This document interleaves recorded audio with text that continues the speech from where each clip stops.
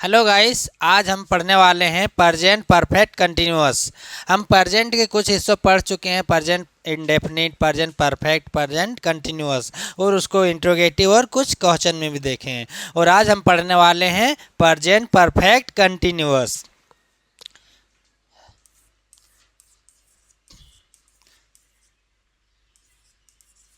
Present perfect continuous tense. Present perfect continuous tense, इसका जो पहचान होता है वो क्या होता है? रहा रही प्लस टाइम। इसकी जो पहचान होगी सो क्या होगी? रहा रही और उसके साथ क्या आएगा? क्या आएगा रे? टाइम। ये नहीं कि रहा रही देखें और हम क्या लगा दिए? Is am are. इसमें इज एम आर नहीं लगाना है। क्यों? क्योंकि जब रहा और रही जब लगता है तो क्या, और टाइम आए तो उसमें क्या चीज़ का प्रयोग होता है? हेल्पिंग वर्ब हैव और हैज का। ये ना कि हम रहा रही देखें तो लगा दिए इज एम आर। जब प्रेजेंट परफेक्ट कंटिन्यूअस जब टेंस रहता है तो उसका पहचान ये होती कि रहा रही के साथ उसमें टाइम हमारा देखने को मिलता है, कुछ अवधि कुछ टाइम जरूर देखने को मिलेगा। उसी को हम बोलेंगे प्रेजेंट परफेक्ट कंटिन्यूअस टेंस। इसकी जो स्ट्रक्चर होती है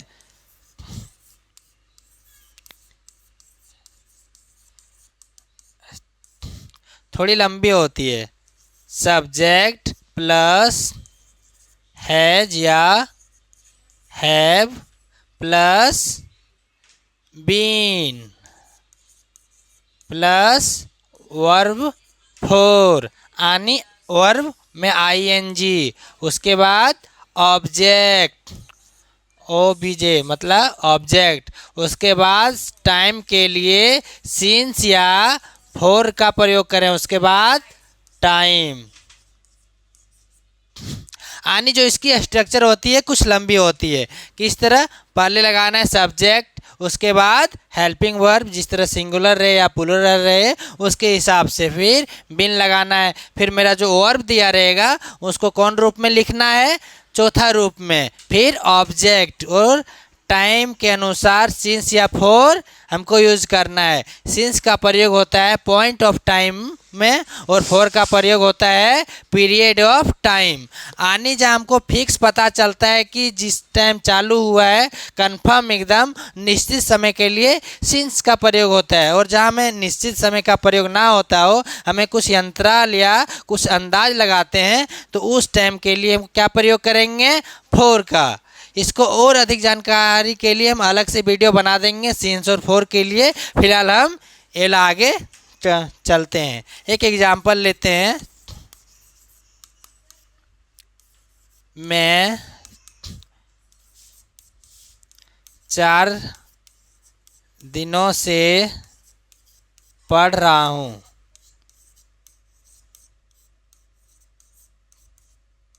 मैं 4 दिनों से पढ़ रहा हूँ। इसमें रहा रही तो है, उसके साथ क्या इसमें है? 4 दिन। यानी हमको क्या देखने को मिला?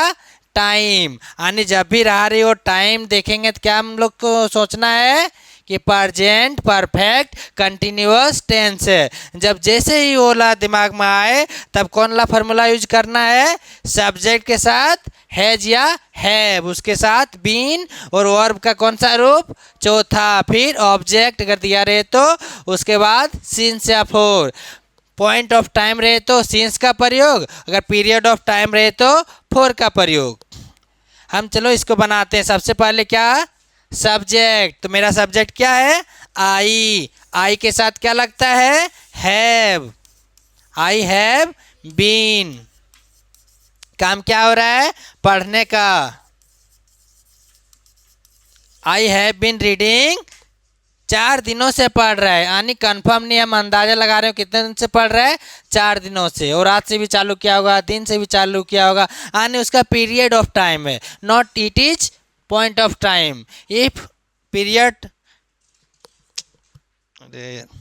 If it will be period of time then use what? Four. तो I have been reading for कितनों दिनों से 4 days। इस तरह का सेंटेंस हम आसानी से बोल सकते हैं, जैसे मैं 4 दिनों से किताब पढ़ रहा हूँ। I have been reading book for 4 days। मैं 2 दिनों से स्कूल जा रहा हूँ। I have been going to school for 2 days। मैं मंडे से स्कूल जा रहा हूँ। I have been going to school since Monday. आने यहाँ पॉइंट ऑफ टाइम है, इसीलिए हम क्या चीज़ का प्रयोग किए, सिंस। एक और एग्जाम्पल लेते हैं, इसको अच्छा से उतार लो। सब्जेक्ट, उसके बाद हेल्पिंग वर्ब में क्या आएगा, हैज या हैव, उसके बाद बीन लगाना है, और वर्ब का कौन सा रूप, चौथा रूप। उसके बाद ऑब्जेक्ट, और टाइम से पहले सिंस या फोर का प्रयोग करना है। हमें वह मंडे से खा रही है, और मंडे से खा रही है, क्या होगा, सी हैज की हैव, सी के साथ क्या लगता है, हैज। सी हैज बीन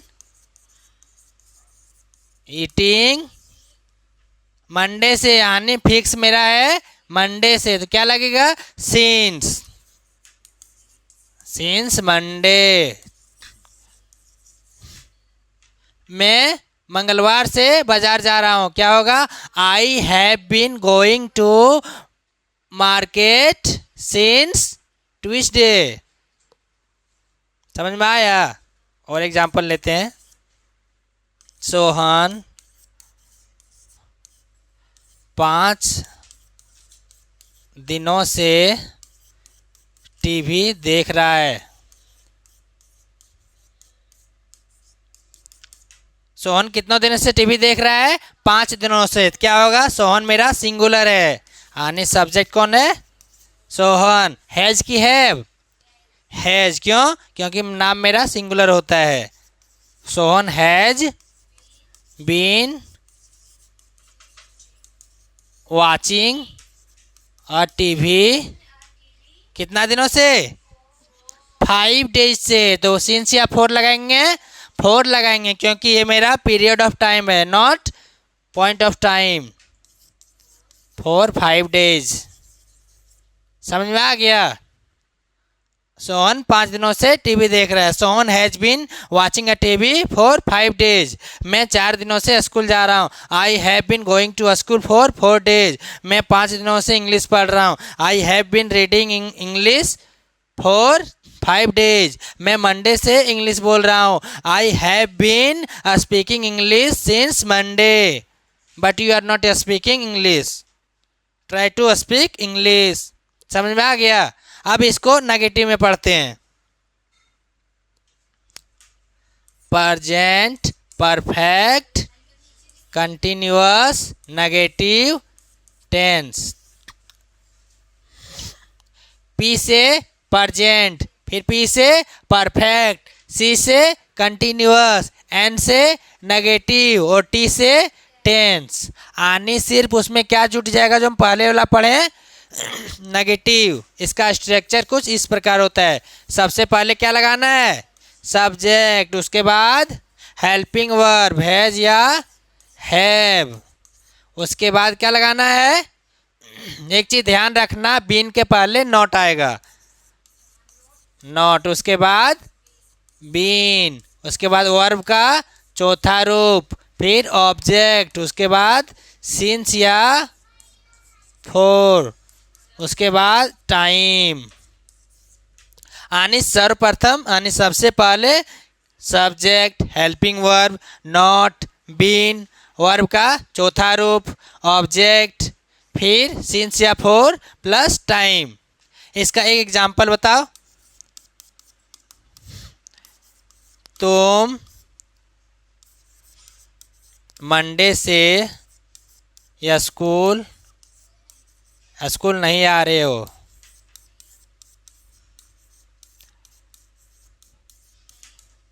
क्या होगा, तुम मंडे से स्कूल नहीं आ रहे हो। नहीं आ रहे हो, क्या होगा? तुम मंडे से स्कूल नहीं आ रहे हो। जब इस तरह नेगेटिव में हमको सेंटेंस बनाने का रहता है तो हम कौन सा फॉर्मूला यूज करते हैं? Present perfect continuous negative tense का। तो इसमें से सबसे पहले हमको क्या लगाना है? सब्जेक्ट लगाना है। तो इसमें सब्जेक्ट क्या है? यू। यू के साथ हैव उसके बाद नॉट, बीन, उसके बाद कमिंग टू स्कूल। कब से नहीं आ रहा है?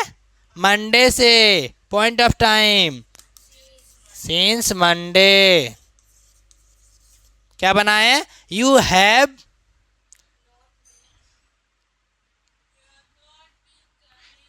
Been not coming. थोड़ा मस्ट ऑफ करना।